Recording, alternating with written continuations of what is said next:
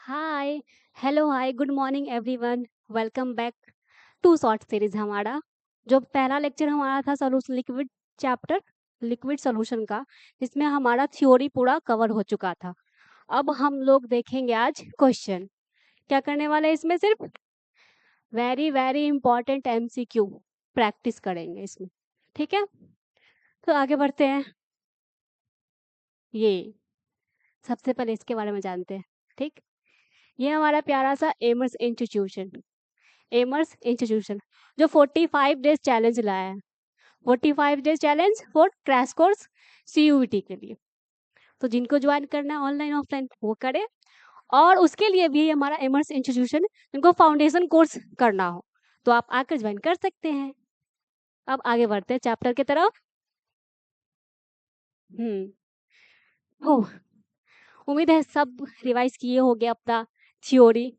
और question practice करने से पहले हम लोग को सबसे पहले ये फार्मूला याद होना चाहिए, और थोड़ा मोड़ा कॉन्सेप्ट।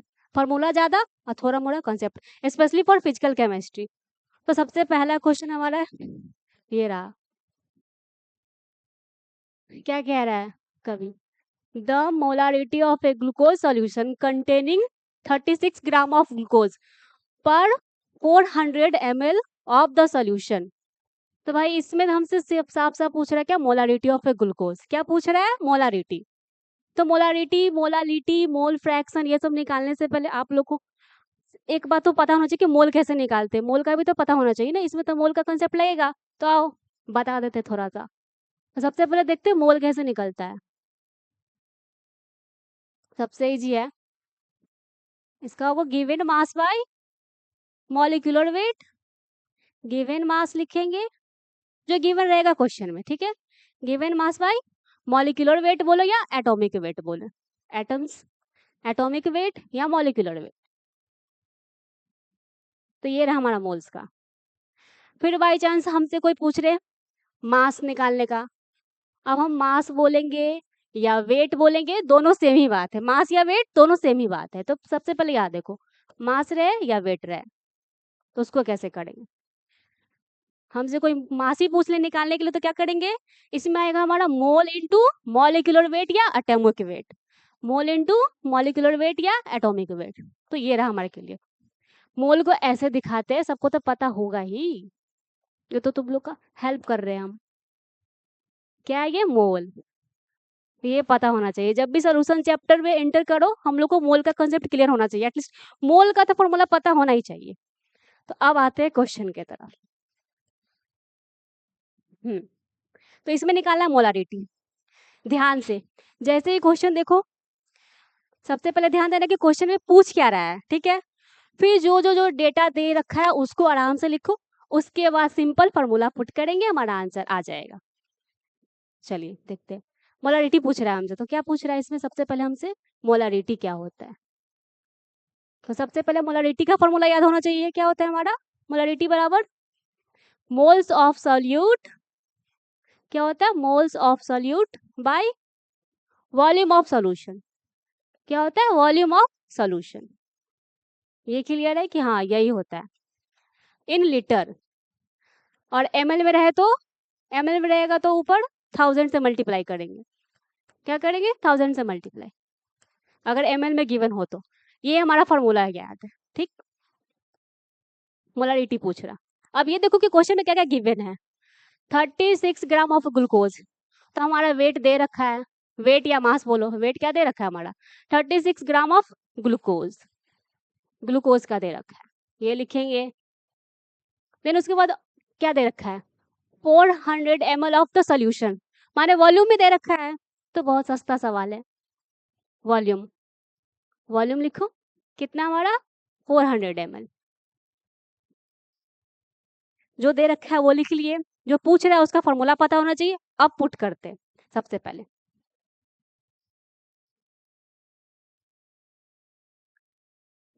तो मोल का फॉर्मूला क्या था हमारा?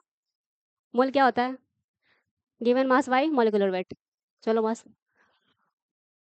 कहाँ गया? ग्लूकोज गिवन मास कितना है हमारा? 36 ग्राम। एटॉमिक वेट क्या होता है ग्लूकोज का, ये सब याद होना चाहिए, छोटा छोटा एटॉमिक वेट, मॉलिक्यूलर मास, ये सब याद होना ही चाहिए, जैसे ग्लूकोज का, यूरिया का, NaCl, H2SO4, ये सब छोटा मोटा याद होना ही चाहिए। या निकालने आता तो वेरी गुड, नहीं भी आता तो याद होना चाहिए, क्योंकि ये सब बहुत जाना माना चेहरा जो हमेशा आता ही है, इसी सब का मॉलिक्यूलर वेट पूछ ले, मॉलिक्यूलर मास, ठीक। तो कितना होता है हमारा ग्लूकोज का मॉलिक्यूलर वेट, 180, ठीक। ये हमारा मोल कंसेप्ट, ये हमारा मोल रहा है 36 ग्राम, एंड ये अब मोल निकल गया। अब मोलालिटी का फॉर्मूला पे पुट करते हैं, क्या होगा, 36 बाई मोल्स ऑफ सोल्यूट क्या हमारा निकल गया, 36 बाई 180, देन ml में दे रखा है ना, तो इसमें 1000 से भी डिवाइड करेंगे। वॉल्यूम ऑफ सोल्यूशन क्या है हमारा, 400 ml, और ये दे रखा है हमारा किसमें, ml में 1000 से मल्टीप्लाई डिवाइड करेंगे ही करेंगे। कलम चेंज करना है। अब चलो कट्टम कुट्टी करते हैं। गया 3 0 से 3 0, 2, अरे 2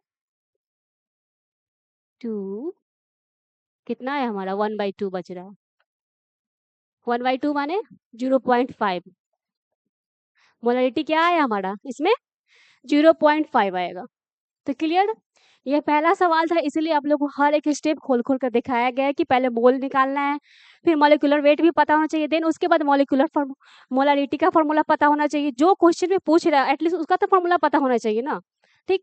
तो ये हमारा मोलारिटी इसमें पूछ रहा है, जो देखा डेटा गिवन रहेगा उसको देखना है, और फिर पूछ क्या रहा है, बस क्वेश्चन सॉल्व करने का एक ही तरीका है, क्वेश्चन देखो पूछ क्या रहा है, और उसके बाद डेटा जो गिवन है उसके बाद फॉर्मूला पुट करो, आंसर आ जाएगा। तो इसका क्या आया हमारा 0.5, मोलारिटी कितना आया 0.5। तो आगे बढ़ते हैं नेक्स्ट क्वेश्चन की तरफ।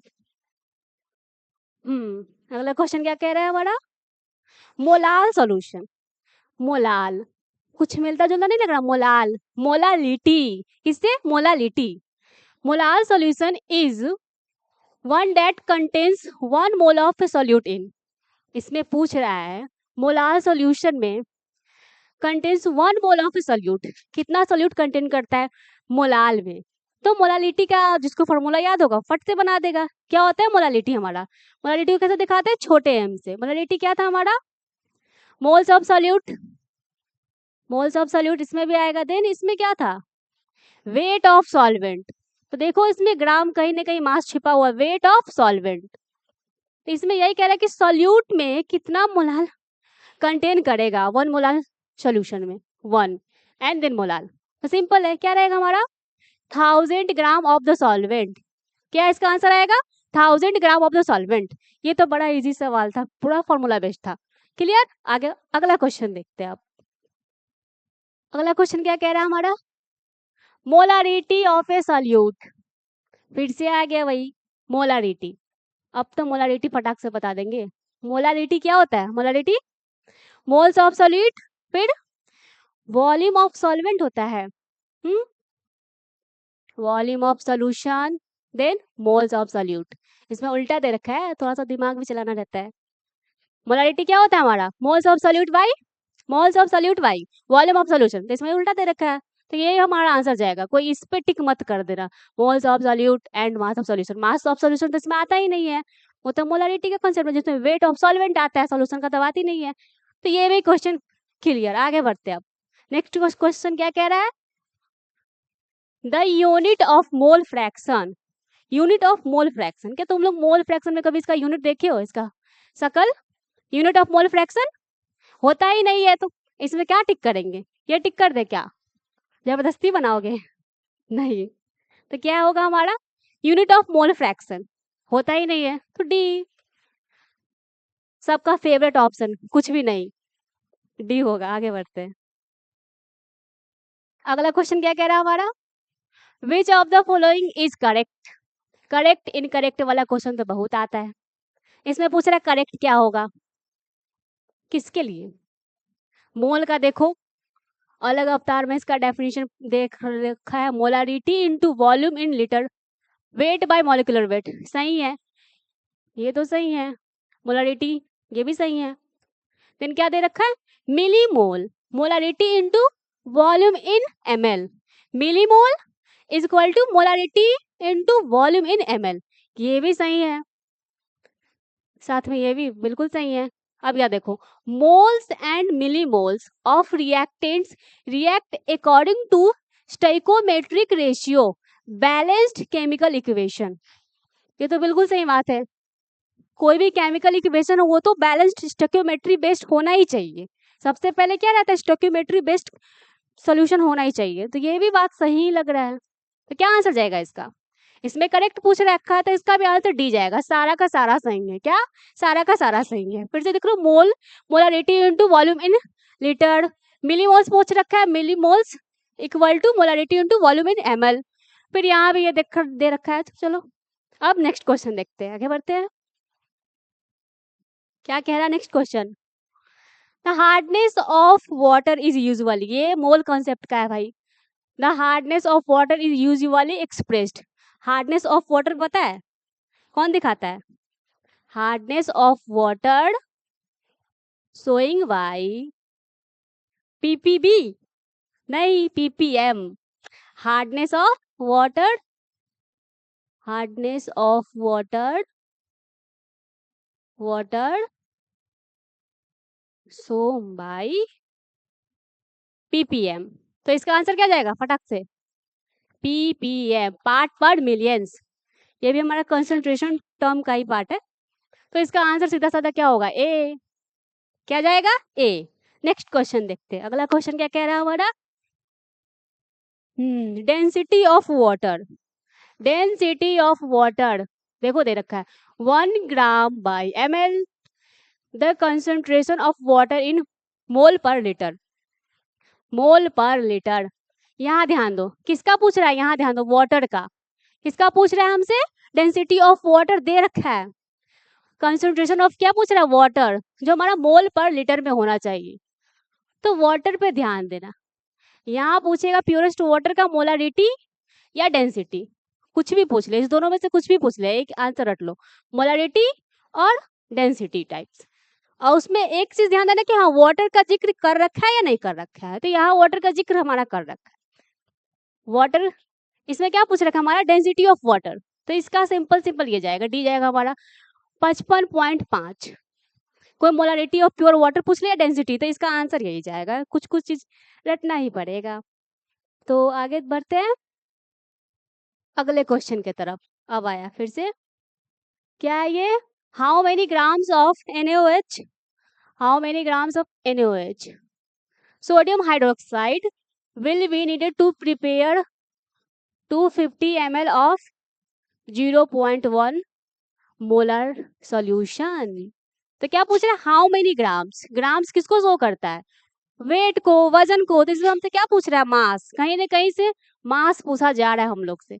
अगर किसी को समझ में नहीं क्वेश्चन क्या कह रहा है तो ऑप्शन जरूर देख ले, उससे पता चल जाएगा क्वेश्चन कह क्या रहा है, इसमें क्या पूछना चाह रहा है कवि हमसे। इसमें हमसे कवि ये पूछ रहे हैं कि कितना ग्राम सोडियम हाइड्रोक्साइड लगेगा 1 मोल सोल्यूशन में। तो आप सोल्यूशन में ही सोल्यूशन करते हैं, देखते हैं। तो सबसे पहले देखो डेटा लिखते हैं, क्या क्या दे रखा है हमारा, गिवन डेटा लिखेंगे। क्या क्या दे रखा है? गिवन डेटा,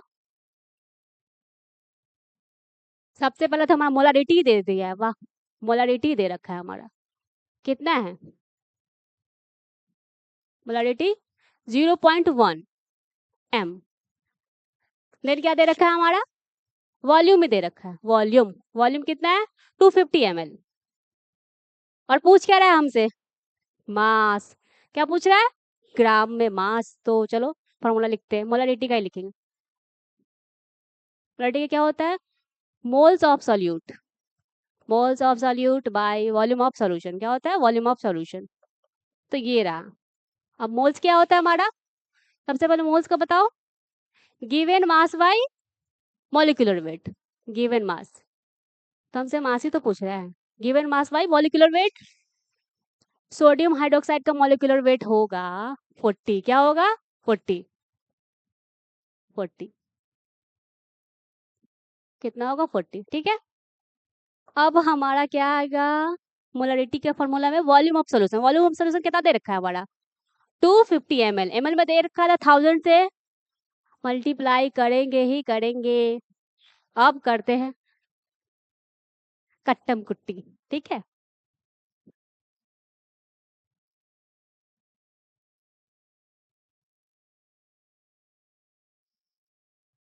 तो ये हमारा बनकर आएगा, अरे गिवन मोलारिटी, हमारा मोलारिटी यहाँ शो कर देना है 0.1, तो 2.5 इंटू 4, बड़ा इजी कैलकुलेशन है, आप लोग खुद भी कर सकते हो। तो इसका हमारा आना चाहिए आंसर 1 ग्राम। क्या आएगा? 1 ग्राम, कट कुट कर, ठीक है, क्लियर। इसमें पूछा हाउ मेनी ग्राम्स, माने वेट पूछ रहा है, तो वेट तो हमारे मोल के फॉर्मूला में आता है, और मोलारिटी गिवन है, साफ साफ यहाँ पर मोलारिटी गिवन है, तो दिमाग लगाएंगे कि हम मोलारिटी का फॉर्मूला लगाएंगे जिसमें मोल्स भी आ जाएगा, और क्वेश्चन हमारा हो जाएगा सही। इसका आंसर क्या जाएगा? 1 ग्राम, ऑप्शन नंबर ए। कौन सा? ऑप्शन नंबर ए। आगे बढ़ते हैं, अगला क्वेश्चन क्या कह रहा है हमारा, वेपर प्रेशर वाला आ गया, वेपर प्रेशर वाला क्वेश्चन आ गया, रॉल्स लॉ वाला। तो देखो, vapor pressure of ethanol and methanol are 4.2 mm and 8.5 mm Hg respectively। क्या देख रहा है हमारा? वेपर प्रेशर ऑफ इथेनॉल दे रखा है और मिथेनॉल देख रहा है, जो 42 पॉइंट है, फिर 88.5 Hg है respectively. An ideal solution is formed at the same temperature by mixing 46 gram of ethanol with 16 gram of methanol. माने दोनों का वेपर प्रेशर भी दे रखा है, इथेनॉल मिथेनॉल का, और उसका मास भी दे रखा है। क्या मास दे रखा है? 46 ग्राम, और उसके बाद 16 ग्राम ऑफ मिथेनॉल। अब इसमें पूछ क्या रहा है? पूछ क्या रहा है इसमें? Mole fraction of methanol. किसका? Mole fraction of methanol, methanol in vapour phase. यहाँ ध्यान देना, न्यू कॉन्सेप्ट सीखने को मिलेगा। क्या बोल रहा है इसमें? वेपर फेज में बताने के लिए। जो हमारा पिछला वेपर प्रेशर था वाला क्वेश्चन, या रॉल्स लॉ वाला था, वो हमारा लिक्विड फेज में था। इसमें क्या पूछ रहा है? वेपर फेज में। हम कल ही आप लोगों को बोलते कुछ कुछ कॉन्सेप्ट हम लोग क्वेश्चन के थ्रू ही समझेंगे, क्योंकि कुछ कुछ कॉन्सेप्ट क्वेश्चन के द्वारा ही समझ में आता है बेहतर तरीके से। तो यहाँ देखो, वेपर फेज वाला हमारा आ गया। क्या आ गया? Vapour phase. तो इसका भी अलग फॉर्मूला होता है, जो आज आप लोग को याद करना ही पड़ेगा। वेपर फेज वाला देखो, सब कुछ सेम रहेगा। जो हमारा ये था ना, partial, total partial pressure of the solution, क्या था हमारा? P naught A mole fraction of A plus P naught B, total solution का, then mole fraction of B. ये था हमारा लिक्विड फेज वाला। देन यही वाई हमको क्या शो करता है? वेपर फेज में। क्या शो करता है? वेपर फेज वाला। इसका क्या होगा? जो गिवन रहेगा, किसका पूछ रहा है? जिसका आस्क है हमारा मिथेनॉल का पूछ रहा है। किसका पूछ रहा है? मिथेनॉल का। तो इसका निकालेंगे partial pressure of methanol, methanol लिखेंगे, और बटे में total partial pressure of total, ये रहेगा हमारा। ये निकल कर आया हमारा, ये वेपर फेज वाला फॉर्मूला।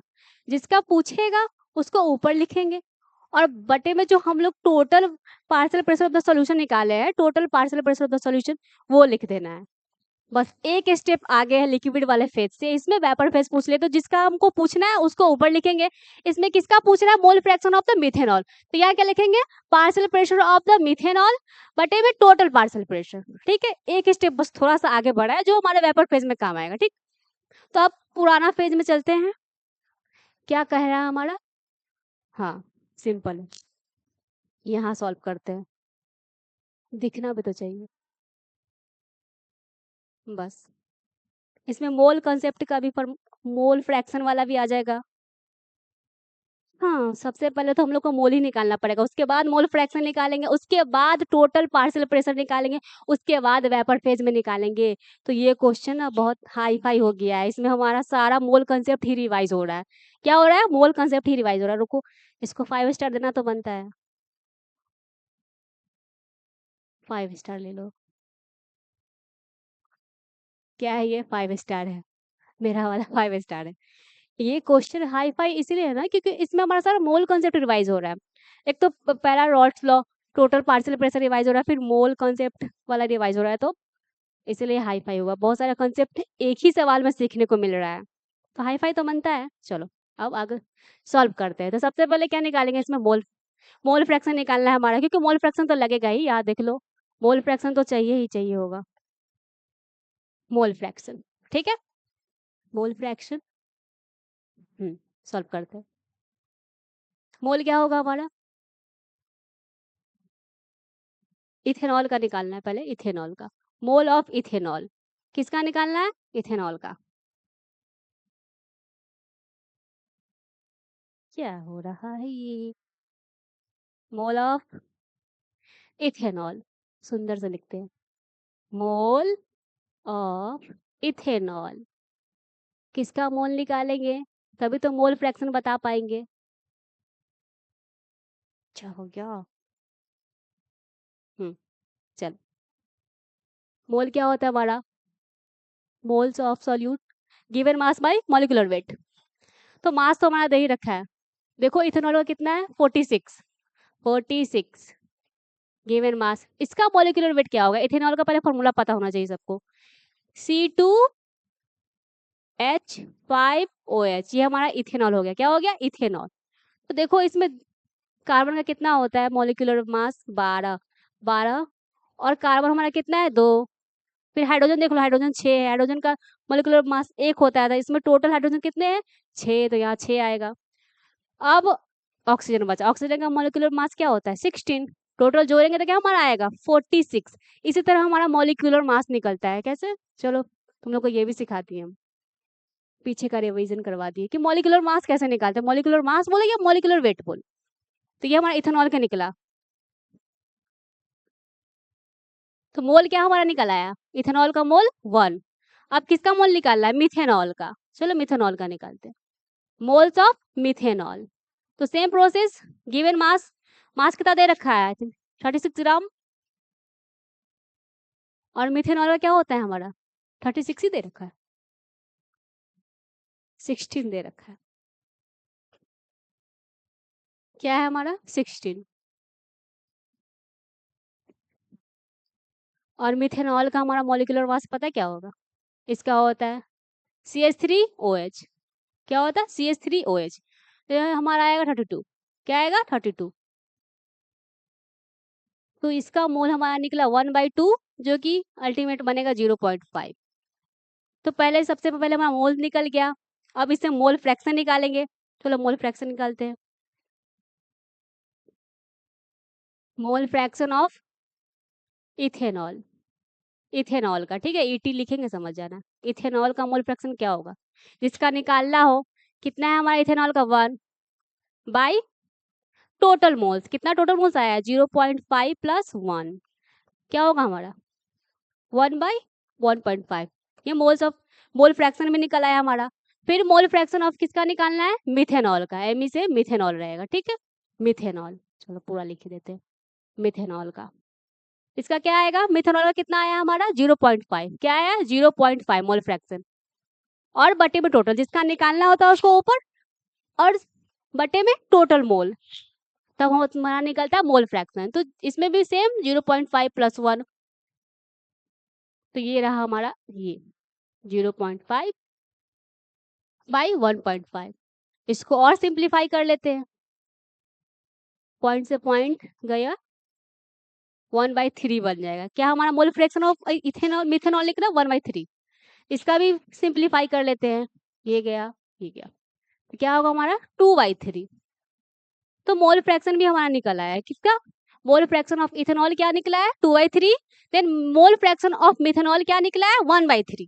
क्लियर, अब फॉर्मूला पर पुट करेंगे हम लोग जो इतना काम ताम झाम किए हैं, आओ सिंपल ये। तो पार्शियल प्रेशर ऑफ ए दे रखा है, कितना दे रखा है हमारा मिथेनॉल का, इथेनॉल का 42, चलो टोटल प्रेशर निकालते हैं, कितना दे रखा है हमारा partial pressure 42, 42 into mole fraction क्या है हमारा, मोल फ्रैक्शन ऑफ इथेनॉल 1/3,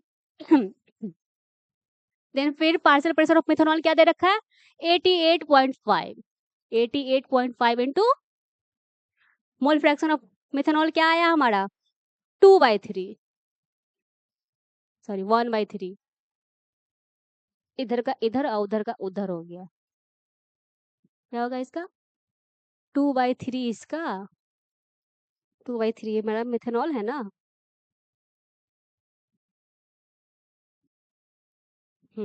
और 28 इसका आया, देन इसको डिवाइड करो 3 से, कितने बार में जाएगा ये 20.295, ठीक है, नहीं गलत, कितने बार में जाएगा 229 देन 0.5। चलो अब दोनों को ऐड कर लेते हैं, लास्ट में यही तो करना है, दोनों को ऐड करेंगे तो क्या बनेगा 575, तो हमारा टोटल पार्शियल प्रेशर निकल गया सोल्यूशन का, टोटल निकल गया। और पूछ किसका रहा है हमारे क्वेश्चन में मिथेनॉल का, तो यहाँ आते वेपर फेज ऑफ मिथेनॉल, क्या पूछा है वेपर फेज ऑफ मिथेनॉल, क्या हो जाता है ये वेपर फेज ऑफ मिथेनॉल, एमी से समझना मिथेनॉल, ठीक। तो क्या बताया है पार्शियल प्रेशर ऑफ मिथेनॉल कितना आया हमारा, देन उसके बाद टोटल, टोटल पता चल गया 575 आया है। अब फॉर्मूला पर सिंपली पुट करना है, चलो पुट करते हैं। मिथेनॉल का कितना आया हमारा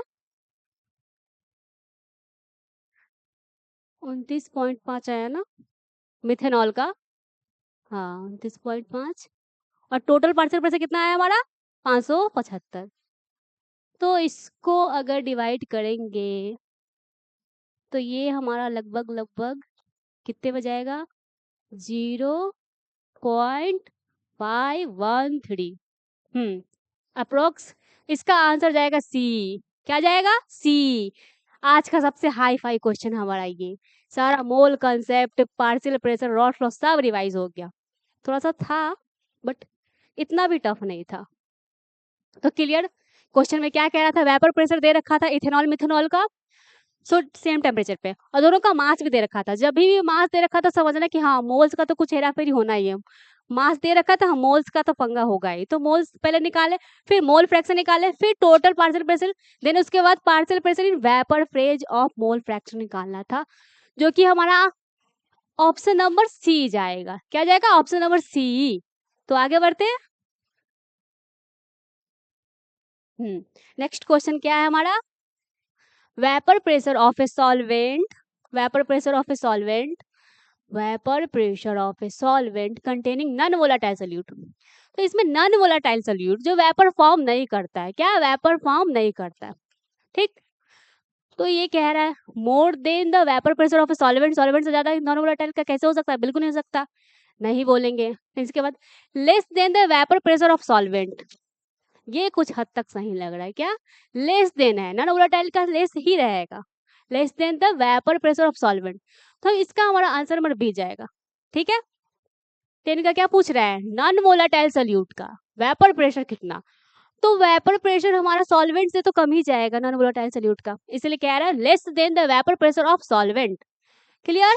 नेक्स्ट क्वेश्चन देखते हैं, नेक्स्ट क्वेश्चन क्या है, relative loading in vapour pressure, ये तो पूरा फॉर्मूला ही है, क्या पूछ रहा है relative lowering of vapour pressure, vapour pressure क्या relative lowering, RLVP colligative property याद करो, क्या था हमारा P naught A vapour pressure of pure solvent solute, then vapour pressure of solution, then उसके बाद फिर प्योर फॉर्म ऑफ सॉल्वेंट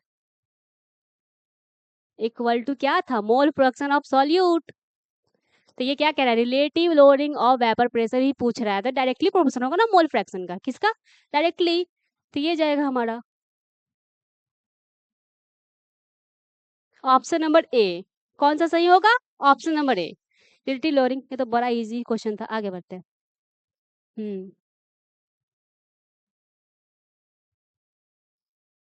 अब अगला question, boiling point of benzene, methanol, aniline, nitrophenyl किस किस का दे रखा है, सबका बॉइलिंग पॉइंट इस क्वेश्चन में, क्वेश्चन नंबर 12 में हमारा क्या क्या दे रखा है वो ध्यान दो, तभी पता चलेगा कि हाँ पूछा क्या जा रहा है क्वेश्चन में।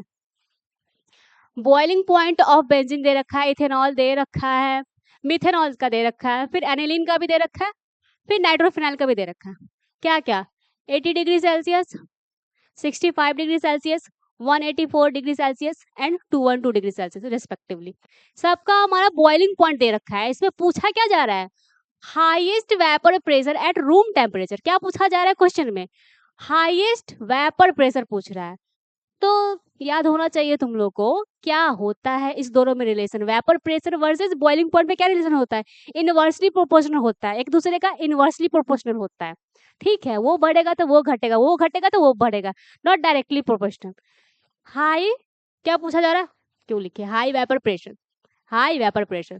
तो सबसे पहले ये देख लो, वेपर प्रेशर और बॉइलिंग पॉइंट पे इनवर्सली प्रोपोर्शनल उल्टा रिश्ता रहता है, ठीक है, सीधा रिश्ता नहीं रहता वेपर प्रेशर और बॉइलिंग पॉइंट में।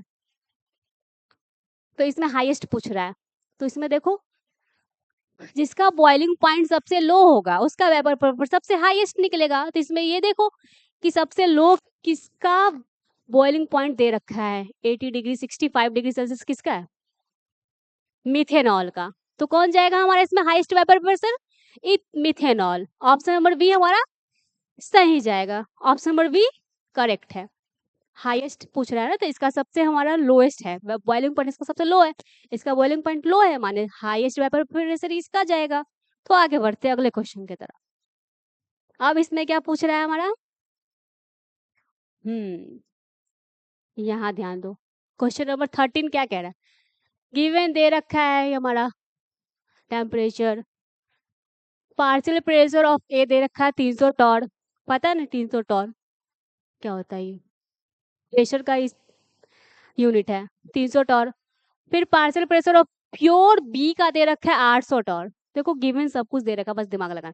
The composition of the mixture having boiling point 350 kelvin. तो ये दोनों तो ऐसे ही दे रखा, पर यहाँ ध्यान दो, यहाँ है हमारे काम का चीज। पार्शियल प्रेशर ऑफ ए दे रखा है हमारा, कितना दे रखा है? 300। हाँ, फिर पार्शियल प्रेशर ऑफ बी भी दे रखा है 800 टॉर। ठीक, पूछ क्या रहा है? Boiling point. तो इसमें पूछ रहा है हमारा मोल फ्रैक्शन ऑफ ए। देखो इसमें क्वेश्चन क्लियर नहीं बोल रहा है कि क्या जानना चाह रहे हैं आप, क्या बताना है, लेकिन हम लोग ये ऑप्शन देखकर पकड़ सकते हैं कि क्या क्या पूछा जा रहा है। इसमें देखो साफ साफ दिख रहा है कि हम मोल फ्रैक्शन पूछना चाह रहा है। कभी हमसे क्या पूछना चाह रहे हैं? मोल फ्रैक्शन बताओ इसमें, तो क्या हम मोल फ्रैक्शन निकालेंगे।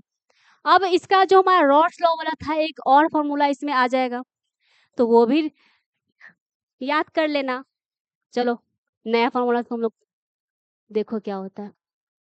एक तो हमारा P naught A P naught B वाला तो था ही, लेकिन इसमें एक और अलग फॉर्मूला है इसी टाइप के क्वेश्चन के लिए। जब मोल फ्रैक्शन किसी का पूछ रहा हो, बस पार्शियल प्रेशर दोनों का दे रखा हो और मोल फ्रैक्शन पूछना चाह रहा हो, तब हम लोग ये फॉर्मूला पुट करेंगे। इसका होगा P naught A then mole fraction of A. ठीक है, थोड़ा सा चेंज है, माइन्यूट सा चेंज है इस फॉर्मूले में। देन पी नॉट बी, अब इसमें मोल फ्रैक्शन की जगह लिखेंगे 1 माइनस एक्स ए। क्या लिख देंगे? 1 माइनस एक्स ए। ये हमारा फॉर्मूला द क्लास हो गया आज के लिए। तो ये लर्न कर लेंगे हम लोग। जब भी दो क्वेश्चन में हमारे सिर्फ पार्शियल प्रेशर दो चीजों का दे रखा हो और उसमें देख रहा है कि हाँ मोल फ्रैक्शन में पूछा जा रहा है, तो ये फॉर्मूला याद रखेंगे 1 माइनस एक्स से। अब करते हैं इसको सॉल्व। ठीक, सॉल्व करते हैं यहाँ। फॉर्मूला पे पुट करते हैं। पी नॉट ए कितना था? 300। 300 ही था ना।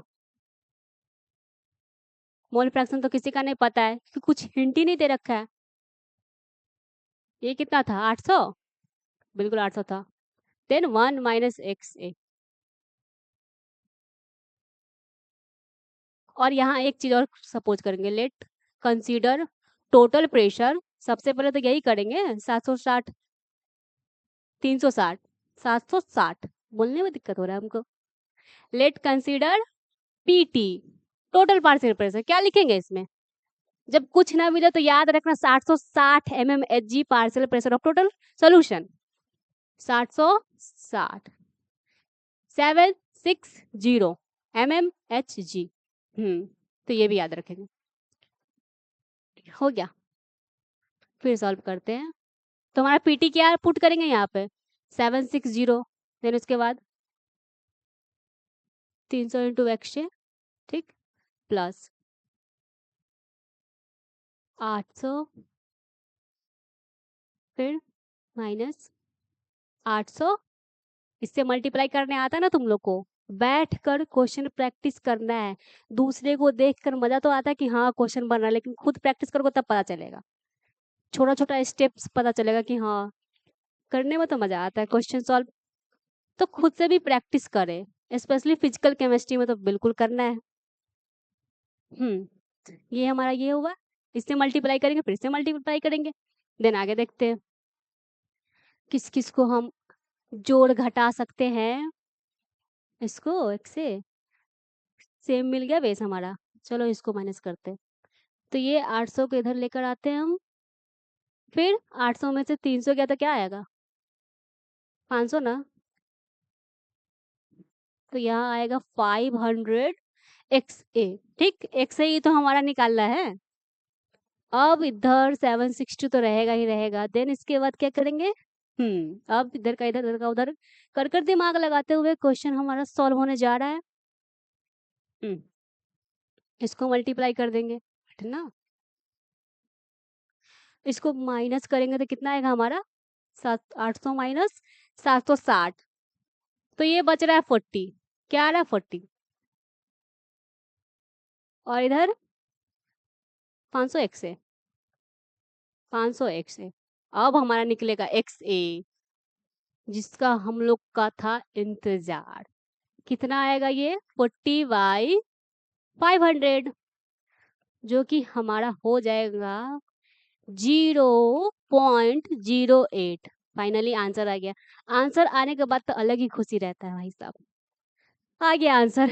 तो क्या कह रहा था कभी, इसमें क्या पूछा जा रहा था हम लोग से, टेम्परेचर दे रखा था जो कंफ्यूजिंग डेटा था, यहाँ हमारे काम का चीज था। Partial pressure of A 300 torr था, फिर पार्शियल प्रेशर ऑफ बी था 800 टॉर। देन पूछा था composition of mixture of having boiling point, माने इनडायरेक्टली पूछना क्या चाह रहा है, मोल फ्रैक्शन ऑफ ए बता दो भैया। तो ये हमारा मोल फ्रैक्शन ऑफ ए निकल गया, क्या आ जाएगा इसमें, ऑप्शन नंबर ए हमारा सही जाएगा, ऑप्शन नंबर ए हो जाएगा सही। ये फॉर्मूला याद रखना है इस टाइप के क्वेश्चन के लिए, 1 - XA वाला, ठीक है। आगे बढ़ते हैं। अब अगला क्वेश्चन क्या आया है, when a substance dissolve in a solvent, the vapor pressure of a solvent decrease। जब एक सब्सटेंस को हम लोग सॉल्वेंट में डिसॉल्व करते हैं तो vapour pressure of a solvent decrease हो जाता है। बिल्कुल हो जाता है, बिल्कुल सही बात है, लेकिन क्यों हो जाता है, क्यों हो जाता है, क्योंकि हमारा boiling point of the solution बढ़ जाता है। यहाँ डिक्रीज, तो यहाँ तो इंक्रीज होना ही होना है। तो क्या ऑप्शन नंबर ए हमारा जाएगा सही क्वेश्चन, ऑप्शन नंबर ए हो जाएगा हमारा सही। And increase in boiling point of the solution, इसीलिए हमारा वेपर प्रेशर ऑफ सॉल्वेंट हो जाता है डिक्रीज। तो आगे बढ़ते हैं, अगला क्वेश्चन क्या कह रहा है, boiling point of a water is defined as the temperature at which. Boiling point पूछ रहा है, बॉइलिंग पॉइंट कैसे होता है हमारा, वेपर प्रेशर ऑफ लिक्विड बिल्कुल इक्विलिब्रियम फेज में आ जाता है, किसके, एटमॉस्फेरिक प्रेशर के साथ। Vapour pressure of liquid equilibrium struggle करता रहेगा जब तक एटमॉस्फेरिक प्रेशर के उसके बराबरी ना पहुंच जाए, तभी तो हमारा कुछ दूध उबालना हो या पानी उबालना हो तो कैसे गैस पर रखते ही थोड़ी उबालने लगता है, वो धीरे धीरे अपना टेम्परेचर प्रेशर एटमॉस्फेरिक के बराबर करता है, तभी दूध या पानी धीरे धीरे बॉयल होता है, रखते ही थोड़ी हो जाता है। तो इसमें भी क्या पूछ रहा है, boiling point of a water defined as the temperature at which क्या होगा, ये स्टीम कम्स आउट, नहीं, बबल्स आर फॉर्म, नहीं, थोड़ा तो दिमाग लगाओ, इसमें वेपर थोड़ी पूछ रहा है कि बबल्स फॉर्म होता है, ये रहा हमारा, vapour pressure of water becomes equal to that atmospheric pressure, क्या आएगा इसका, ऑप्शन नंबर ए हो जाएगा सही, क्या जाएगा option number A, vapour pressure of a water becomes equal to that of atmospheric pressure, ये जाएगा हमारा सही आंसर। अगले क्वेश्चन की तरफ बढ़ते हैं, अगला क्वेश्चन क्या कह रहा है, a solution of sulphuric acid and water. अब आ गया ना वो वाला, कौन वाला, वो वाला सवाल, ए सॉल्यूशन ऑफ सल्फ्यूरिक एसिड। कौन सा सवाल, आइडियल नॉन आइडियल वाला आ गया ना। बोले थे कि उसमें थ्योरी वाइज क्वेश्चन बहुत ज्यादा आता है, बहुत ज्यादा आता है ना। आ गया सल्फ्यूरिक एसिड इन वाटर, पता है क्या दे रखा है इसमें, sulphuric acid H2SO4 plus water. तो एक क्या है, एक को पानी में डालो टूट जाएगा, इलेक्ट्रोलाइट प्लस वाटर, जो पानी में टूट जाए वाटर, ठीक। तो ऐसे वाले सब्सटेंस को हम लोग रखते हैं निगेटिव डेविएशन में। किसमें, निगेटिव डेविएशन जाएगा इसका आंसर। तो निगेटिव डेविएशन कहाँ है, जल्दी से देखो तो, H2SO4 plus sulphuric acid in water, कौन सा जाएगा। तो इसका भी ऑप्शन नंबर ए जाना चाहिए, सॉल्यूशन ऑफ, हाँ ए जाएगा। निगेटिव डेविएशन में रखते हैं, पॉजिटिव में नहीं, पॉजिटिव में तो नॉन इलेक्ट्रोलाइट्स बना आता है, आइडियल में तो सिर्फ सिंपल सा हमारा आता है हाइड्रोकार्बन। तो आगे बढ़ते हैं, बाइनरी लिक्विड मिक्सचर्स। अगला क्वेश्चन क्या कहना हमारा, बाइनरी लिक्विड मिक्सचर्स, क्या है, binary liquid mixture, binary liquid mixture which exhibit positive deviation. इसमें भी क्या पूछ रहा है, from Raoult's law boils at, यहाँ है खाली स्थान, रिक्त स्थानों की पूर्ति करे, temperature than the expected boiling point. इसमें पूछ रहा है बाइनरी लिक्विड जो हम लोग का रहता है, जो पॉजिटिव डेविएशन शो करता है। पॉजिटिव डेविएशन शो कैसे करता है, पता था उसमें कि हमारा पार्शियल प्रेशर ऑफ ए, नहीं फोर्स ऑफ अट्रैक्शन वाला ए बी का ज्यादा था किसका, अकेला फोर्स ऑफ अट्रैक्शन सॉल्यूट वाला का। तो इसमें भी तो वही टेम्परेचर पूछ रहा है ना, ये तो कम हो जाएगा पॉजिटिव डेविएशन। तो क्या हो जाएगा हमारा, फिर से क्वेश्चन पढ़ते हैं, binary liquid mixture which exhibit positive deviation from the Raoult's law boil किस टेम्परेचर, एक्सपेक्टेड टेम्परेचर से कम हो जाता है, क्या हो जाता है, कम हो जाता है। तो ऑप्शन नंबर हमारा क्या जाएगा, ये लोअर हो जाएगा। तो ऑप्शन नंबर ए, ऑप्शन नंबर ए हमारा करेक्ट आंसर है। तो आगे बढ़ते हैं, अगला क्वेश्चन क्या आ गया हमारा, विच of the following is not correct for the ideal solution. ये तो सबसे लप्पू सा क्वेश्चन है, आइडियल सोल्यूशन में क्या नहीं होता है। तो सबसे पहले ये जान लो, जो हमारा एंट्रोपी होता है वो आइडियल सोल्यूशन हो, ठीक, या नॉन आइडियल सोल्यूशन हो। और नॉन आइडियल में क्या था हमारा, पॉजिटिव एंड नेगेटिव डेविएशन। तो क्या हमारा आ गया ये पॉजिटिव डेविएशन और नेगेटिव डेविएशन। एंट्रोपी हमेशा पॉजिटिव ही होगा, क्या होगा, entropy always positive, always positive, always positive. और इसी के साथ एक और आता है हमारा गिब्स फ्री एनर्जी। क्या आता है, गिब्स फ्री एनर्जी, वो ऑलवेज नेगेटिव होगा, क्या होगा, ऑलवेज नेगेटिव, चाहे वो आइडियल सोल्यूशन हो या नॉन आइडियल। नॉन आइडियल वाले में भी पॉजिटिव डेविएशन हो, नेगेटिव डेविएशन, सब में हमारा क्या आएगा, ये नेगेटिव ही आएगा। Entropy always positive and Gibbs free energy always negative. तो इसको तो याद करना ही था। तो यहाँ देखो इसमें क्या पूछ रहा है, नॉट करेक्ट आइडियल सोल्यूशन के लिए, not correct ideal solution. Raoult's law को फॉलो करता है, बिल्कुल करता है। हमारा वॉल्यूम जीरो होता था, आइडियल सोल्यूशन में होता था, एंथैल्पी जीरो होता था, लेकिन ये जीरो नहीं हो सकता है क्योंकि हमारा एंट्रोपी क्या होता है, पॉजिटिव, एंट्रोपी क्या होता है, पॉजिटिव। तो इसमें इनकरेक्ट पूछ रहा है, माने क्या, नॉट करेक्ट दे रखा है, माने इनकरेक्ट पूछा जा रहा है। करेक्ट इनकरेक्ट पे ज्यादा ध्यान देना, इसमें खेला हो जाता है। नॉट करेक्ट माने इनकरेक्ट पूछ रहा है, तो इसमें हमारा एंट्रोपी जीरो नहीं होगा। बढ़ते अगले क्वेश्चन की तरफ, अगला क्वेश्चन क्या कह रहा है, विच of the following condition is not correct for the ideal solution. Same same नहीं हो गया, अगले क्वेश्चन का हम सकल है, थोड़ा सा डिफरेंस है लेकिन। विच of the following condition is not correct for the ideal solution, फिर से बताओ। वॉल्यूम में चेंज नहीं होता है, सही बात है। No change in the enthalpy, enthalpy भी नहीं बदलता है। और रॉल्स लॉ को तो फॉलो करता ही करता है। अब तीनों चीज तो हम लोग को पता है कि हाँ आइडियल सोल्यूशन कौन कौन सा है, चेंज नहीं करता है वॉल्यूम, एंथैल्पी भी चेंज नहीं होता है, और रॉल्स लॉ को तो फॉलो करता ही करता है। इसमें चौथा जो आ गया है, भले ही हम लोग को पता ना भी हो, फिर भी कॉमन सेंस से क्वेश्चन बनाया जा सकता है ना, कॉमन सेंस से, कि तीनों तो हमको पता है कि तीनों ऊपर वाला सही है। इसमें पूछा क्या जा रहा है, नॉट करेक्ट। तो सीधा मारेंगे ऑप्शन नंबर डी, हमारा ऑप्शन नंबर डी हो जाएगा करेक्ट आंसर। क्वेश्चन नंबर 19 का क्या हो, ionization of the solute should occurs to a small extent, small extent होगा ही नहीं, स्मॉल एक्सटेंट होगा ही नहीं, इसलिए होगा हमारा incorrect for the ideal solution. अगला क्वेश्चन देखते हैं। अगला क्वेश्चन क्या है, एन आइडियल सोल्यूशन, ये देखो फिर से फॉर्मूला बेस्ड क्वेश्चन आ गया, रॉल्स लॉ वाला। एन आइडियल सोल्यूशन, क्यों इतना हिल रहा है, an ideal solution obtained by mixing of methanol, फिर से methanol and ethanol, अब तो फॉर्मूला भी याद हो गया होगा।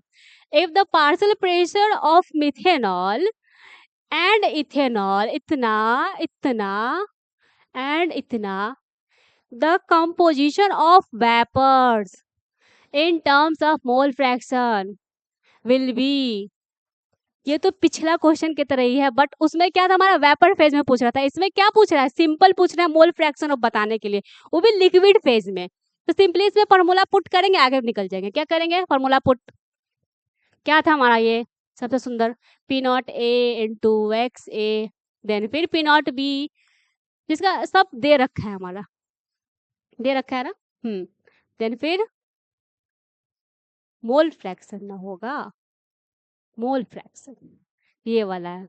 तो ये आप लोग प्रैक्टिस कर लेना, ठीक है। इसका आंसर हम बता देते हैं, आंसर इसका बी जाएगा, क्या जाएगा, आंसर बी जाएगा, ठीक। मोल फ्रैक्शन निकालना है, फॉर्मूला पुट करना, थोड़ा सा कलम चलाना पड़ेगा आप लोगों को भी। आगे बढ़ते हैं, सेम कॉन्सेप्ट था इसीलिए। अगला क्वेश्चन क्या है हमारा, an ideal solution that which, ideal solution क्या होता है, क्या होता है आइडियल सोल्यूशन, उस समय से तो यही चर्चा आ रहा है ना, ideal solution. So positive deviation, नहीं भाई, पॉजिटिव डेविएशन कहाँ से दिखाएंगे, तो नॉन आइडियल का पार्ट हो गया। सो नेगेटिव डेविएशन, नहीं, फिर से non ideal. Has no connection with Raoult's law, ये तो गुनाह कर दिया ये बोलकर, आइडियल सोल्यूशन रॉल्स लॉ नहीं शो करेगा तो और कौन करेगा। ऑप्शन नंबर 3 तो बड़ा भयंकर है, क्या बोल रहा है, has no connection with Raoult's law, ये तो बोलना ही नहीं था, लेकिन हम लोग का फायदा हो गया। आइडियल सोल्यूशन क्या होता है, ओबेज द रॉल्स लॉ, तो ऑप्शन नंबर डी क्या हो जाएगा, करेक्ट, ऑप्शन नंबर डी हमारा जाएगा, obeys the Raoult's law, ideal solution बिल्कुल करता है फॉलो। नेक्स्ट क्वेश्चन देखिए जरा, क्या है, प्योर वाटर विल बी, ये तो क्या बोले, छोड़, pure water will be boil at 101.5 degree Celsius at which of the following pressure, at which of the following pressure pure water will be boiled at the 101.5, ये तो याद करना पड़ेगा, थ्योरी वाला है थोड़ा सा, क्या है हमारा थ्योरी वाला, तो इसको करो लर्न, क्या करेंगे इसको, लर्न, लर्न कैसे करते हैं, रट के दिमाग में डाल लेते कि हाँ भाई ये क्वेश्चन ऐसा था, इसका आंसर ऐसा होगा, कि इसका ये थोड़ा है हटकर। Pure water will be boil at 101 with the following pressure, ज्यादा ही होता है ना इससे, 76 centimetre of Hg partial pressure, pure water will be boiled at, इससे ज्यादा ही होगा, तो ऑप्शन नंबर सी हमारा सही जाएगा, क्या जाएगा, option number C. Next question देखे क्या कह रहा है, हाँ क्या कह रहा है इसमें, when 1 mole of non-volatile solute dissolve in the 3 moles of solvent, 3 moles of solvent, the vapor pressure of the solution relative to the vapor pressure of pure solvent when 1 mole of non-volatile solute, क्या पूछ रहा है इसमें, 3 moles of the solvent, solvent का कितना moles दे रखा है हमारा, 3 मोल्स, ठीक है, क्या है हमारा 3 मोल्स, और दे रखा है 1 mole of non volatile solute, non volatile solute 1 दे रखा है,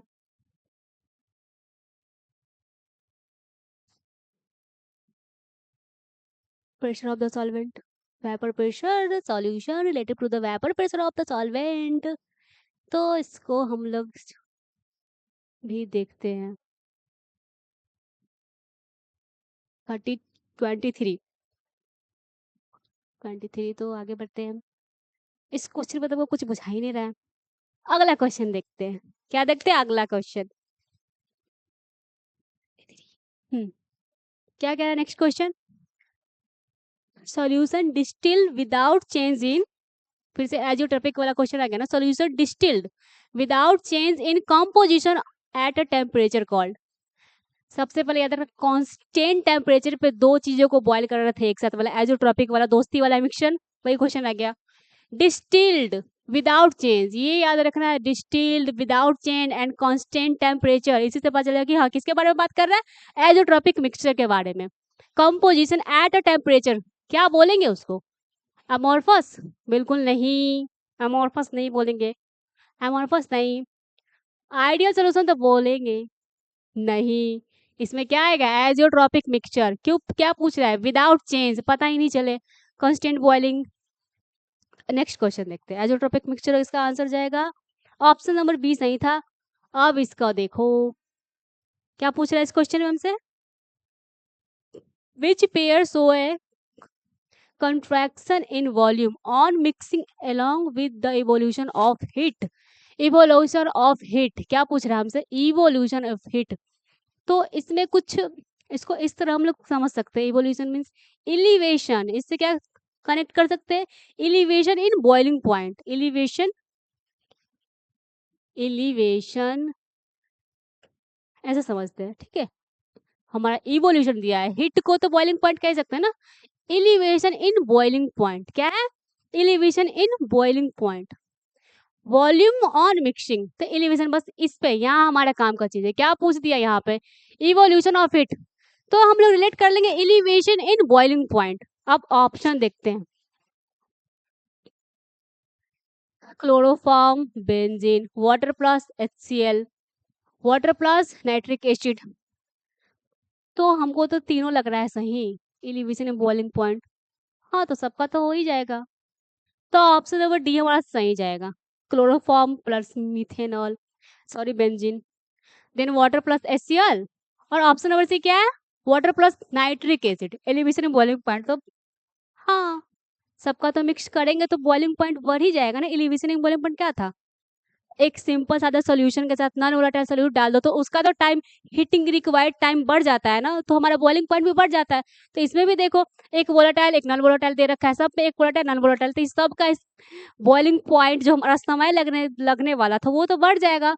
तो सिंपली यहाँ पे खेला था कि इवोल्यूशन ऑफ हीट पूछ रहा है, सिंपली नहीं बोल रहा है कि हाँ एलिवेशन इन बॉइलिंग पॉइंट बोलो, यहाँ इवोल्यूशन कर दिया था, हम इससे रिलेट करेंगे, एलिवेशन इन बॉइलिंग पॉइंट पूछना चाह रहा है, तो हमारा ऑप्शन नंबर डी जाएगा, सबका बढ़ जाएगा ना, दोनों को मिक्स कर दिए जबरदस्ती।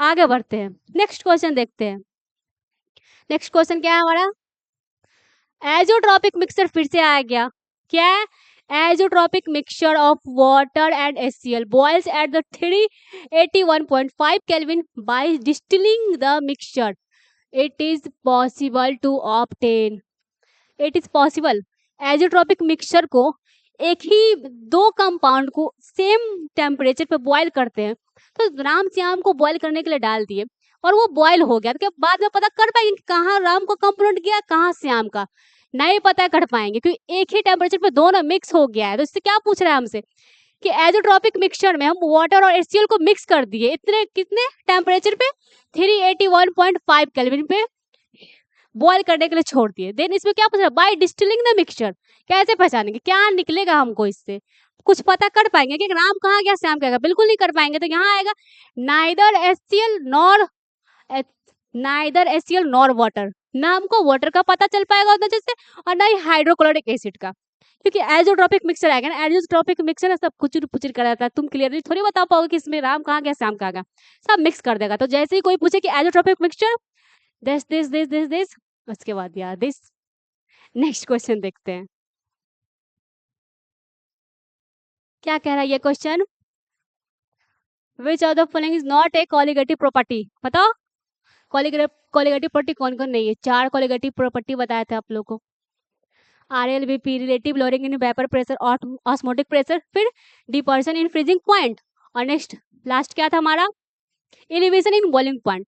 इसमें पूछ रहे हैं कि कॉलिगेटिव प्रॉपर्टी कौन कौन नहीं होगा, कौन कौन नहीं होगा ये बताओ, क्या हमारा फ्रीजिंग पॉइंट बिल्कुल होगा, ये हमारा ऑस्मोटिक प्रेशर ये भी होगा, ये हमारा एलिवेशन इन बॉइलिंग पॉइंट ये भी होगा, ये नहीं होगा, क्यों नहीं होगा, ये तो हमारा कांस्टेंट दे रखा है ना, ये तो उसी का पार्ट हो गया, इसलिए ये हमारा कॉलिगेटिव प्रॉपर्टी शो नहीं कर रहा है, ये क्या है हमारा मोलार एलिवेशन कांस्टेंट। तो ऑप्शन नंबर डी हमारा जाएगा सही, ऑप्शन नंबर डी सही जाएगा। तो देखते हैं अगला क्वेश्चन क्या कह रहा है, कहाँ आया, क्या है ये, solute when dissolve in water, क्या, solute when dissolve in water, solute when dissolve in water, water में जब सॉल्यूट डिसॉल्व करते हैं तो क्या होता है, क्या होता है, देखो, increase the vapour pressure of water, ठीक है, increase the vapour pressure of water, ये नहीं जाएगा, increase the vapour pressure of water, ये नहीं जाएगा, फिर decrease the freezing point of water, ये भी नहीं, जब पहला ही नहीं जाएगा तो ऑल ऑफ दिस तो पहले ही कट जाएगा, कि ऑल ऑफ दिस हो ही नहीं सकता क्योंकि पहला वाला नहीं है। अब बचा हमारा B, decrease the boiling point of water, क्या जाएगा इसका, B, solute when dissolve in water, solute को जब डिसॉल्व करते हैं वाटर पे तो उसका बॉइलिंग पॉइंट कम हो जाता है ना,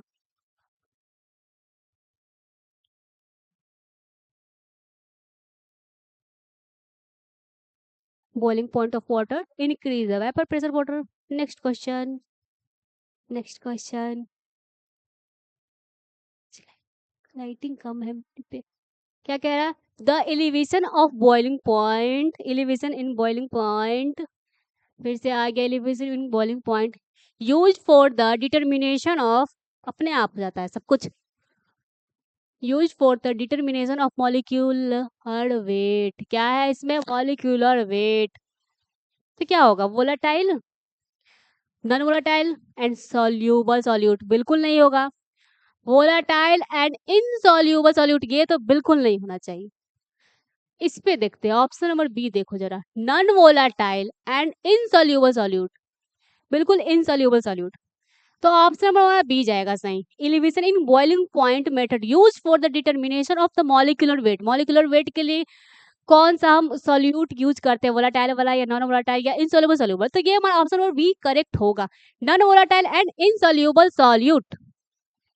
नेक्स्ट क्वेश्चन, अगला क्वेश्चन क्या है, क्या कह रहा है, the statement, the statement which is correct for the boiling point of solvent containing dissolve in the solid substance, क्या पूछ रहा है, सॉलिड सब्सटेंस, तो boiling point of the liquid depressed, which are the correct for the boiling point of solvent, boiling point of solvent क्या होता है, dissolve करता है तो इंक्रीज होता है, यहाँ देखो डिप्रेस्ड पता है कौन होता है हमारा, फ्रीजिंग पॉइंट, यहीं से पकड़ सकते हैं, कभी कभी ऑप्शन से भी हमारा आंसर फटाक से निकल आता है, क्या क्या कह रहा है, boiling point of the solvent, boiling point of the solvent, यहाँ देखो डिप्रेस्ड, इसको तो पहले ही ना बोल दो, दूर रहो, इसके बाद देखो द चेंज डिपेंड ऑन, फिर से ये हो गया, the change depends upon the polarity, भी ये तो हटा ही दो, ये इसका तो कोई लेना देना नहीं है इससे, तो ऑप्शन नंबर हमारा बी जो है लग रहा है कि हाँ काम का है, क्या बोल रहा है इसमें, boiling point of the liquid is elevated, boiling point of the liquid elevated हमारे इंक्रीज हो ही जाता है, सिंपल सॉल्यूशन के साथ एक नॉन वोलेटाइल सॉल्यूट को ऐड कर देते हमारा boiling point, elevation in boiling point, depression in freezing point, दोनों इंक्रीज हो जाता है, तो क्वेश्चन हमारा यही कह रहा था, boiling point of solvent containing dissolve in solid, solid कुछ मिलावट कर देते हैं, इस क्वेश्चन में यही कह रहा था, क्या जाएगा हमारा option number B, liquid is elevated, माने इंक्रीज हो गया ना हमारा बॉइलिंग पॉइंट, इंक्रीज, तो ऑप्शन नंबर बी इसका जाएगा सही। अगला क्वेश्चन देखते हैं, इन कोल्ड कंट्रीज, हाँ ये आया थोड़ा जनरल नॉलेज वाला सवाल, कौन सा सवाल, सामान्य वाला, ethylene glycol is added to water, added to water radiators car during the winters, क्यों रखते हैं, जो हमारा कोल्ड कंट्री होता है, कोल्ड कंट्रीज जहाँ ज्यादा ठंडी पड़ती है, वहां लोग ना इथाइलिन ग्लाइकोल को ना स्टोर कर कर रखते हैं, कहाँ स्टोर कर कर रखते हैं, किस लिए, added to water in cars radiators, cars radiators, बहुत बदतमीज बोर्ड हो गया है, क्या हो गया, कार्स रेडिएटर्स ऑफ, तो ठंडे प्रदेशों में हमारे वो लोग स्टोर करके रखते हैं किसको, इथाइलिन ग्लाइकोल को, क्यों, कहाँ रखते हैं, वाटर के साथ, रेडिएटर से इन कार, क्यों, अगर वहाँ डीजल पेट्रोल अगर वो फ्रीज हो गया तो गाड़ी तो चलना ही नहीं पाएगा, तो इमरजेंसी के लिए वो सब छोड़ो, वो सब मत जानो। कोल्ड कंट्रीज में इथाइलिन ग्लाइकोल रखते हैं। रेडिएटर्स इनकार, ठीक है। अब ऑप्शन देखते हैं। लोअरिंग द बॉइलिंग पॉइंट से लेना देना ही नहीं है, ये नहीं होगा। विस्कोसिटी तो दूर दूर तक नहीं लेना देना है। फिर क्या पूछ रहा है? रिड्यूसिंग द स्पेसिफिक हीट, ये कहाँ से आ गया स्पेसिफिक हीट? ये तो चैप्टर का पार्ट ही नहीं है। तो बच गया क्या हमारा? लोडिंग इन फ्रीजिंग पॉइंट कम हो जाता है करने के लिए ही हमारा इथाइलिन ग्लाइकोल को स्टोर करके लोग रखते हैं ठंडे प्रदेशों में। तो ऑप्शन नंबर डी हमारा हो जाएगा करेक्ट। तो आगे बढ़ते हैं, अगला क्वेश्चन देखें। अगला क्वेश्चन क्या है? The molar elevation depression constant depends on the, ये क्वेश्चन बढ़िया है। मोलार एलिवेशन कांस्टेंट और डिपर्शन कांस्टेंट माने क्या पूछ रहा है कभी हमसे? के बी एंड के एफ किस पे डिपेंड करता है? किस पे डिपेंड करता है? सिर्फ डिपेंड करता है नेचर ऑफ सॉल्वेंट। किस पे? नेचर ऑफ सॉल्वेंट पे। मोलार एलिवेशन कांस्टेंट या depression constant? Nature of solvent पे डिपेंड करता है। तो ऑप्शन नंबर कौन सा जाएगा? फर्स्ट, ऑप्शन नंबर ए इसका हमारा करेक्ट होगा। मोलार एलिवेशन किस पे डिपेंड करता है? ठीक। अगला क्वेश्चन देखते हैं। एन एग्जाम्पल ऑफ, मच्छर आ गया। अगला क्वेश्चन क्या कह रहा है? An example of colligative property. Colligative property कौन सा है? Freezing point? नहीं, फ्रीजिंग पॉइंट नहीं होता, डिप्रेशन इन फ्रीजिंग पॉइंट होता है। फिर वेपर प्रेशर? नहीं, वेपर प्रेशर कहाँ से हो जाएगा? Simple, load relative loading in vapour pressure होता है ना। बॉइलिंग पॉइंट नहीं होता है, क्या होता है? इलिवेशन इन बॉइलिंग पॉइंट होता है, तो ये भी नहीं होगा। इसमें सिंपल पूछा जा रहा है कोलिगेटिव प्रॉपर्टी कौन सा होगा? एक ही बच गया ना, ऑस्मोटिक प्रेशर। तो ऑप्शन नंबर डी क्या जाएगा correct answer? Option number D क्या है? वो ऑस्मोटिक प्रेशर। ठीक है, आगे बढ़ते देखते हैं अगला क्वेश्चन। अगला क्वेश्चन क्या है हमारा? The passing of solvent particles through the semi permeable membrane. क्या है? Semi permeable membrane. सुना सुना नहीं लग रहा है? Osmosis, osmotic pressure, reverse osmosis, इसी में सेमी परमेबल मेम्ब्रेन आता है। क्या है? The passing of a solvent particle through the semi permeable membrane. तो इसका आंसर सीधा साधा एकदम प्यारा सा आंसर, ऑप्शन नंबर ए ऑस्मोसिस जाएगा। इसका क्या जाएगा? ऑस्मोसिस, जो कि है हमारा ऑप्शन नंबर ए। अगला क्वेश्चन देखिए क्या है? In case of osmosis solvent molecules move from, in case of osmosis solvent molecule का जो हमारा मूवमेंट होता है वो कैसे होता है, वो बताना है। क्या पूछ रहा है? In case of osmosis solvent molecules move from higher vapour pressure to the lower vapour pressure, या higher concentration to the lower concentration, या lower vapour pressure to higher vapour pressure. Osmotic pressure तो आएगा ही नहीं, तो इसका answer जाएगा option number ए। कहाँ जाएगा? Option number A, higher vapour pressure से लोअर वेपर प्रेशर की तरफ जाता है ऑस्मोसिस में सॉल्वेंट का मूवमेंट। ठीक, अगला क्वेश्चन देखिए क्या है अगला question? If mole fraction of the solvent in A solution decrease, if mole fraction, क्या कह रहा है? मोल fraction of the solvent decrease, तो क्या हो जाएगा हमारा? क्या हो जाएगा? बढ़िया सवाल आया, ध्यान देंगे। यहाँ क्या बोल रहा है? If mole fraction of the solvent of the solution decrease करेगा तो इसमें ये नहीं बढ़ेगा। बॉइलिंग पॉइंट कहाँ से आ जाएगा? जब दोनों ही गलत हो गया तो ऑल ऑफ दिस आएगा ही नहीं। तो क्या बच गया हमारा? Option number C, osmotic pressure will be increase. क्या होगा? ऑप्शन नंबर सी जाएगा करेक्ट हमारा, ऑस्मोटिक प्रेशर डिक्रीज हो जाएगा। मोल फ्रैक्शन के सॉल्यूशन में डिक्रीज होने से ऑस्मोटिक प्रेशर डिक्रीज हो जाएगा। क्या होता है? पाई बराबर सी आर टी, हाँ यहाँ से हो जाएगा। ठीक है, अगला क्वेश्चन देखते हैं। क्या है? Two solution have a different osmotic pressure. यह हमारे काम का चीज है। Two solutions, two solution have different, क्या हो रहा है? Two solution have different osmotic pressure, the higher, यहाँ आया काम का चीज। क्या पूछ रहा है इसमें? वो तो ठीक ही है, सॉल्यूशन है डिफरेंट ऑस्मोटिक प्रेशर। तो ये हमारे काम का हाँ कि ऑस्मोटिक प्रेशर का जिक्र किया था, ऑस्मोटिक प्रेशर का कुछ तो रोल होगा ही भाई साहब। फिर यहाँ क्या कह रहा है, the solution of higher osmotic pressure. यहाँ पे ध्यान देगा, हायर ऑस्मोटिक प्रेशर कह रहा था। हायर ऑस्मोटिक प्रेशर क्या था हमारा, हाइपरटोनिक, लोअर हाइपोटोनिक। तो यहाँ देखो इसका आंसर क्या जाएगा हमारा, option number D, hypertonic solution होगा। अगला क्वेश्चन देखते हैं। अकॉर्डिंग टू, ये कहाँ गया according to Boyle van't Hoff, क्या हमारा वांट ऑफ फैक्टर पढ़ रहे थे ना, normal versus abnormal, experimental, colligative property वाला, वो आ गया फिर से वांट ऑफ वाला question. Law for the solution, the osmotic pressure of a dilute solution, the osmotic pressure of a dilute solution पूछ रहा है।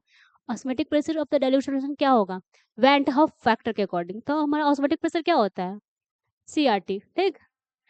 भाई साहब ये दोनों तो हमारा कांस्टेंट ही है। कॉन्सेंट्रेशन, कॉन्सेंट्रेशन टर्म आता है स्पेशली कौन सा वाला, मोलारिटी वाला आता है। कौन सा आता है, मोलारिटी वाला, मोलारिटी वाला आता है। तो मोलारिटी क्या होता है हमारा, moles of solute by volume of solution. क्या आता है, moles of solute by volume of solution. तो इसका फॉर्मूला लिखते ही हमारा आंसर फटाक से आएगा, फॉर्मूला लिखते ही फटाक से आंसर आया। क्या पूछ रहा है इसमें, अकॉर्डिंग टू वांट ऑफ, ठीक, solution osmotic pressure of dilute solution का क्या होगा, इनवर्सली प्रोपोर्शनल होगा या inversely proportional to its volume. पहला ही सही आ गया। यहाँ देखो ऑस्मोटिक प्रेशर क्या होता है हमारा, वेंटर फैक्टर के अकॉर्डिंग वॉल्यूम ऑफ सॉल्यूशन के inversely proportional. Concentration term molarity वाला याद रहेगा तभी पता कर पाएंगे, ठीक। तो क्या है, inversely proportional to its volume, ठीक। डायरेक्टली तो होगा नहीं और इक्वल तो होगा ही नहीं, फिर नन ऑफ दिस का तो कोई सवाल ही नहीं होता है। तो ऑप्शन नंबर ए हमारा हो जाएगा करेक्ट, ऑप्शन नंबर ए होगा करेक्ट। अब नेक्स्ट क्वेश्चन क्या है हमारा, which solution will show maximum elevation in boiling point. तो फिर से वो आ गया हमारा आइडियल नॉन आइडियल वाला सॉल्यूशन वाला क्वेश्चन फिर से आ गया। उससे तो क्वेश्चन आते ही है, maximum elevation in boiling point क्या आया, maximum elevation in boiling point. हम क्या पढ़ा थे एक छोटा सा कंसेप्ट की, इलेक्ट्रोलाइट्स वाला नॉन इलेक्ट्रोलाइट्स वाले से हमेशा ज्यादा होगा, इलेक्ट्रोलाइट्स वाला नॉन इलेक्ट्रोलाइट से हमेशा ज्यादा होता है। क्या होता है, नॉन इलेक्ट्रोलाइट से हमेशा ज्यादा होता है, ठीक। ये हो गया। और इलेक्ट्रोलाइट्स कैसे पता करते हैं हम, आयंस का ब्रेकडाउन करते हैं। आयंस का ब्रेकडाउन करेंगे तो हमारा वेंट ऑफ फैक्टर क्या हो, आयंस ब्रेकडाउन करो, क्या करेंगे, आयंस ब्रेकडाउन, ठीक। उसमें भी हमारा क्या था, मोर आयंस, जितना आयंस हमारा मिलेगा उतना ही हमारा हाई क्या होगा, बॉइलिंग पॉइंट और ऑस्मोटिक प्रेशर। क्या हाई होने वाला, boiling point and osmotic pressure. और वही लो रहे तो लो आयंस वाला क्या था, लेस बोलो या लो बोलो, तो लो क्या रहता है हमारा, फ्रीजिंग पॉइंट और वेपर प्रेशर। लोअर क्या रहेगा, freezing point and vapour pressure. तो वही वाला कंसेप्ट यहाँ है, boiling point and osmotic pressure. तो इसमें क्या पूछ रहा है, मैक्सिमम एलिवेशन। तो सिंपली हम वेंट ऑफ फैक्टर निकालते हैं। इसका देखो जो वेंट ऑफ फ्रैक्शन होता है हमारा एन के बराबर, एन क्या होता है हमारा, वैलेंसी फैक्टर। यहाँ याद रखेंगे वैलेंसी फैक्टर या एन फैक्टर कहते हैं, ठीक है। Valency factor, valency factor simple क्या निकालते हैं, कंपाउंड्स को तोड़ फोड़ कर देखो कितना उसमें आयंस अलग अलग टाइप्स का आया हुआ था। यहाँ देखो KCl एक आया हुआ है, मोलरिटी तो सबका सेम है, तो मोलरिटी का तो टेंशन नहीं लेना, सब में देखो सेम है, ये सब में सेम है। यहाँ ध्यान दे रहा है कि हमारा आयंस ब्रेकडाउन होकर कितना हो रहा है, यहाँ 2 आ रहा है, ठीक है। यहाँ 3 आयंस आएगा, यहाँ 5 आयंस आ रहा है और यहाँ 4 आयंस आ रहा है। तो इसमें क्या पूछ रहा है, मैक्सिमम एलिवेशन। तो ऑप्शन नंबर डी करेक्ट होगा हमारा, क्या होगा, ऑप्शन नंबर डी।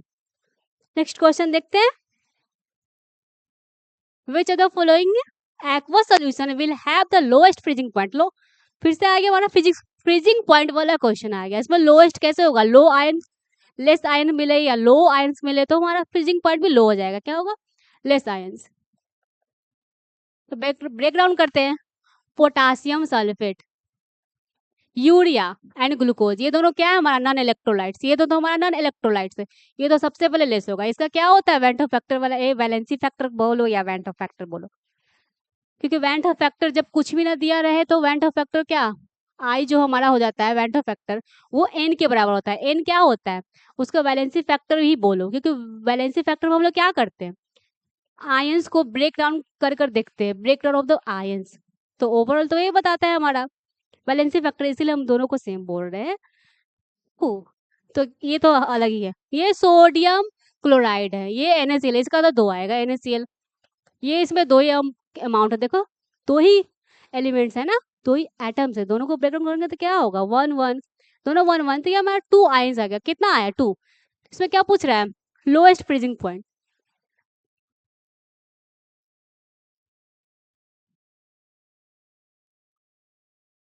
लोएस्ट पूछ रहा है तो सबसे हाईएस्ट वाला रहेगा तो लोएस्ट हो जाएगा इसका। पोटेशियम सल्फेट, इसका लिख लो K2SO4 2 माइनस, इसीलिए इसका हाईएस्ट होगा। नेक्स्ट क्वेश्चन देखते हैं।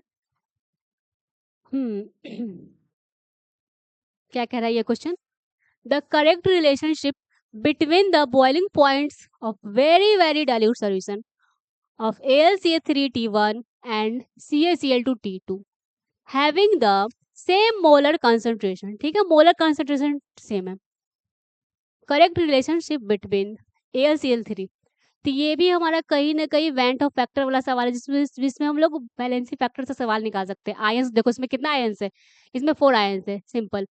Al प्लस को ब्रेकडाउन करेंगे, फिर क्लोरीन कितना हमारा 3Cl, तो टोटल कितना हुआ हमारा 1 3 4। इसमें देखो CaCl2 को ब्रेकडाउन करो तो 1 हमारा कैल्शियम आया, 1 क्लोराइड 2 क्लोराइड, तो इसमें हमारा 3 आया, टोटल आयंस कितना आया 3 आया। वैलेंसी फैक्टर, ठीक, या एन फैक्टर, ठीक है, या went Hoff factor. Went Hoff factor का एक कंडीशन होता है, जब कुछ भी ना दे रखा हो तो जो हमारा आई होता है ना वेंट हॉफ फैक्टर, वो एन के बराबर होता है। एन को क्या बोलते हैं, ब्रेकडाउन ऑफ आयंस कर लेते हैं, जो सिंपली भाषा में वैलेंसी फैक्टर बोल दो या ब्रेकडाउन ऑफ आयंस करके देख लो कि कितना एटम्स अलग अलग टूट कर बना है और उसको जोड़ कर पता कर लेंगे कितना आयंस आया। तो यहाँ देखो इसका हमारा 4 आया है, फिर इसका 3 आया है, तो इसमें रिलेशन क्या पूछ रहा है, तो T1 बड़ा हो गया ना T2 से, T1 क्या हो गया बड़ा, T1 ग्रेटर देन T2, क्या आएगा इसका answer T1 greater than T2। इसका आंसर भी देख लिया, इसका आंसर भी देख लिया, तो क्या आएगा आंसर हमारा बी। आंसर कौन सा करेक्ट जाएगा बी। आगे बढ़ते हैं, ये क्या आ गया फिर क्वेश्चन देखे जरा, यूरिया आइसोटोनिक विद क्या होगा। तो ये हमारा सारा वेंट ऑफ फैक्टर वाला सवाल है, वैलेंसी फैक्टर जिसको निकालने आता है ये सब का सवाल बहुत इजी है। तो क्या है हमारा मोलर देखो कंसंट्रेशन हमारा सबका सेम ही सेम दे रखा था, कंसंट्रेशन का टेंशन नहीं लेना है। देखो सबका 0.5 मोलर दे रखा है, 0.5 molar solution of the urea is isotonic with, isotonic किसके साथ होगा, यूरिया हमारा क्या है नॉन इलेक्ट्रोलाइट्स, क्या है नॉन इलेक्ट्रोलाइट्स। तो भाई इससे पूछ रहा है किसके साथ ही अपना जोड़ी बनाएगा, जैसा है वैसा ही इसको चाहिए अपना साथी भी। यूरिया हमारा नॉन इलेक्ट्रोलाइट है, तो इसमें नॉन इलेक्ट्रोलाइट ढूंढो। NaCl होगा नहीं होगा, इसका तो 2 आयंस आता है। BaCl3 नहीं आएगा, इसका तो 3 आता है। और बेंजीन तो हटाइए। तो यहाँ देखो शुगर क्या बोलते हैं ग्लूकोज, क्या बोलते हैं ग्लूकोज, बायो में केमिस्ट्री में ग्लूकोज। तो ये भी हमारा क्या है नॉन इलेक्ट्रोलाइट्स, दोनों नॉन इलेक्ट्रोलाइट्स मिल गया। आइसोटोनिक का मतलब क्या था एस्मेटिक प्रेशर 1 बराबर हो दूसरे ऑस्मेटिक प्रेशर के, तो वेंट ऑफ फैक्टर सब में आता, आई आ गया माने एन आ गया, वैलेंसी फैक्टर निकाल लिया गया, बस क्वेश्चन उड़ा ले जाओगे। तो इसमें क्या क्या solution of urea isotonic with किसके साथ, तो ऑप्शन नंबर क्या जाएगा B, urea non electrolyte, non electrolyte वाला ढूंढो और टिक कर निकलो। तो क्या होगा हमारा आंसर नंबर बी जाएगा सही है इसका। अगला क्वेश्चन देखें, अगला क्वेश्चन क्या है, फिर से उसी टाइप क्वेश्चन है, which salt may show the same value of Van't Hoff factor as that potassium hexacyanide. ये हम लोग जो नेम बोल दिए ना नोमेनक्लेचर, हम लोग आगे वाले चैप्टर कोऑर्डिनेशन कंपाउंड में पढ़ेंगे। Is very dilute solution, it's very dilute solution. तो सिंपली इसमें पूछ रहा है वेंट ऑफ फैक्टर आ गया ना माने आई दिख गया ना, तो इसमें फिर ब्रेकडाउन ऑफ आयंस वाला आ गया या वैलेंसी फैक्टर आ गया।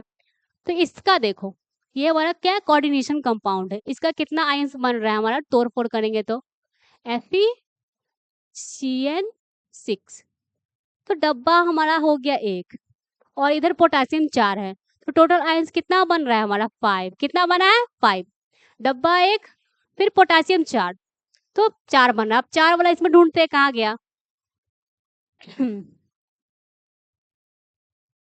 ये तो नहीं होगा। L2 2 3 ये तो 5 हो जा रहा है, ये तो 2 हो रहा है, ये तो 3 हो रहा है, ये होगा हमारा।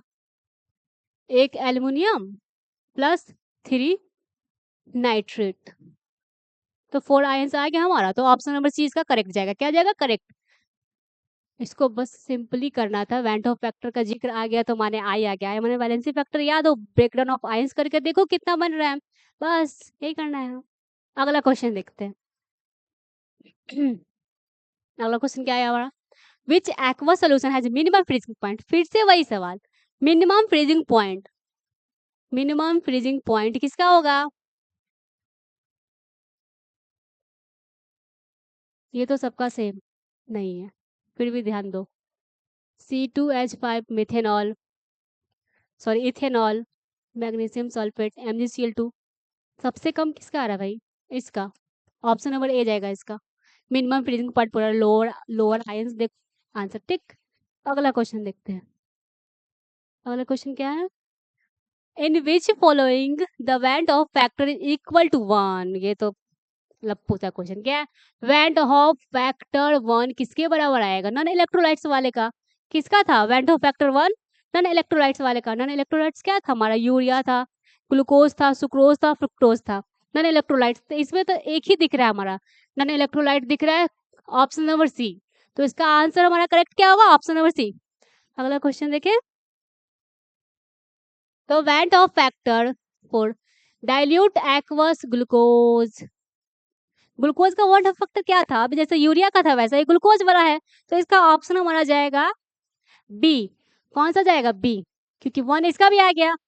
Next question, went Hoff factor वाला आ गया ना, आखिरकार फॉर्मूला पूछ ही लिया ना इसमें। देखो क्या कह रहा है, वेंट ऑफ फैक्टर जिसको आई से डिनोट करते हैं is less than 1 in case of dissociation. नहीं, डिसोसिएशन में 1 से ग्रेटर रहता है इसका value. Is more than case of association है, एसोसिएशन में लेस देन 1 होता है, पूरा उल्टा दे रखा है। अब यहाँ देखो, आई वाला normal molecular mass by observer molecular mass, क्या बोल रहा है? Normal molecular mass by observable molecular mass. फिर ऑप्शन नंबर डी में देखते हैं, observe molecular mass than normal molecular mass. ये तो होगा ही नहीं, ऑब्जर्व ऊपर आ गया हमारा, पहले क्या आएगा? नॉर्मल, क्या था? Observe colligative property by normal colligative property, ये भी था। 2-3 फॉर्मूला था इसका, जिसमें हमारा क्या ये सही, option number C correct answer होने वाला। क्या होगा? Normal molecular mass by observe molecular mass, तो 47 का सी जाएगा। नेक्स्ट क्वेश्चन क्या कह रहा है? फिर से आ गया, इन case of electrolyte which dissociate in solution the van't Hoff factor. देखो फिर से इसमें क्या आ गया? काम, हमारे काम का चीज क्या है छिपा हुआ? क्या है? डिसोसिएट्स पूछ रहा है। क्या पूछ रहा है? डिसोसिएट्स। डिसोसिएट्स माने टूट जाना, उसका वैल्यू क्या था? More than 1। क्या था? More than 1, more than 1।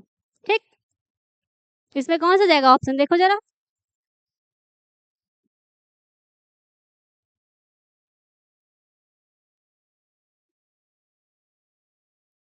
Option number जाएगा ए।